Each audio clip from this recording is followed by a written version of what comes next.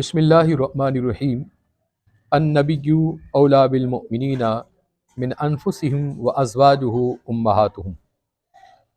حضرات گرامی قدر، آج ماہ رمضان المبارک کا 10واں روزہ ہے اور اس کی 10ویں افطاری ہے۔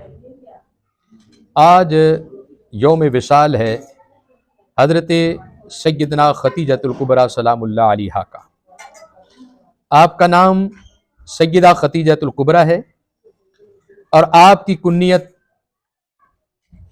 قاسم اور لقب جو ہے ملکۃ العرب سیدہ طاہرہ ہے اور سیدہ خیر النساء ہے، اور آپ کی والدہ محترمہ کا نام فاطمہ ہے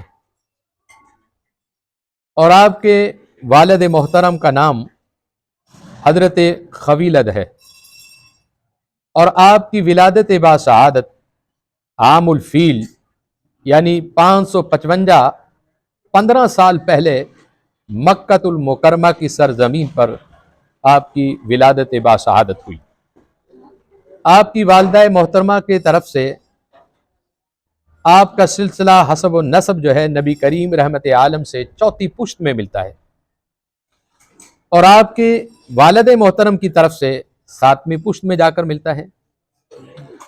اور حضور اکرم رحمت عالم صلی اللہ علیہ وسلم سے پوچھا کہ یا رسول اللہ، افضل عورتوں میں کون کون سی شمار ہیں؟ ویسے تو آقا علیہ السلام کی ازواج تمام ہی افضل ہیں، لیکن حضور اکرم رحمت عالم صلی اللہ علیہ وسلم نے ایک نشاندہی کر دی، فرمایا کہ پہلے نمبر پر حضرت سیدہ خدیجۃ الکبریٰ سلام اللہ علیہا، اور دوسرا آپ نے بتایا کہ حضرت آسیہ زوجہ فرعون، اور تیسرا حضرت سیدہ مریم ہے، حضرت عیسیٰ علیہ السلام کی والدہ محترمہ، اور چوتھا آقا علیہ السلام نے نشاندہی کی حضرت سیدہ فاطمہ الزہرا سلام اللہ علیہا، جو حسنین کریمین کی والدہ محترمہ ہیں۔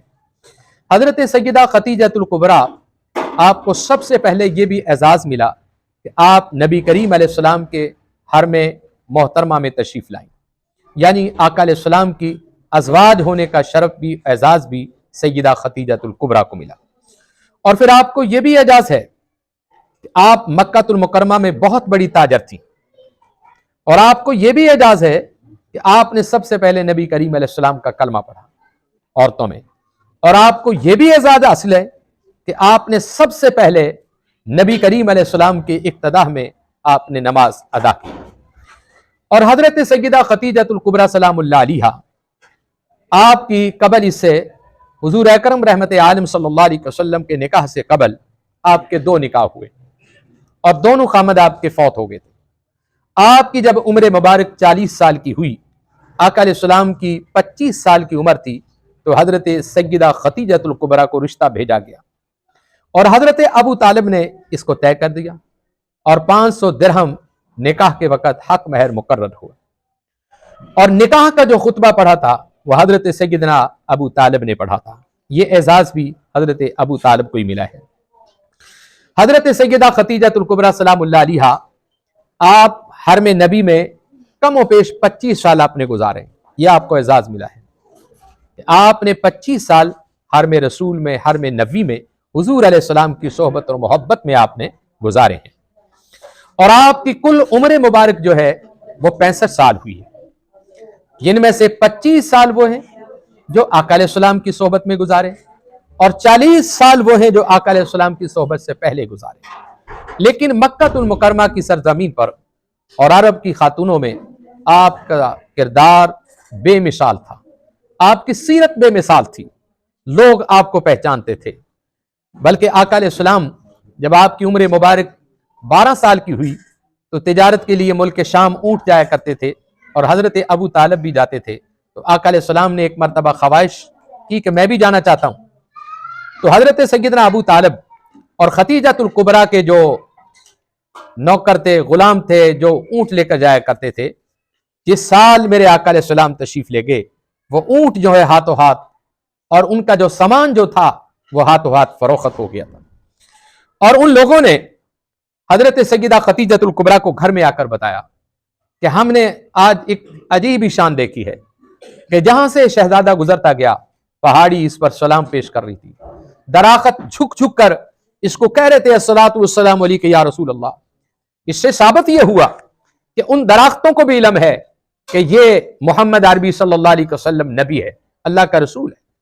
पत्थरों को भी इल्म था कि अल्लाह के रसूल हैं, अल्लाह के नबी हैं। और हुजूर अकरम रहमत आलम सल्लल्लाहु अलैहि वसल्लम से जिस कदर प्यार हजरत सैयदा खतीजतुल कुबरा ने किया था, उसकी मिसाल दुनिया में कम मिलती है। हजरत सैयदा खतीजतुल कुबरा सलामुल्लाह अलैहा, आपकी जब उम्र मुबारक 65 साल हुई तो 10 रमजान मुबारक को आपका विसाल हुआ। तो रब्बुल आलमीन ने जिब्रील अमीन को बुलाया, कहा कि मेरी खतीजा ने इस दुनिया में बहुत सखावत की है, मेरे रास्ते में बहुत कुछ खर्च किया है।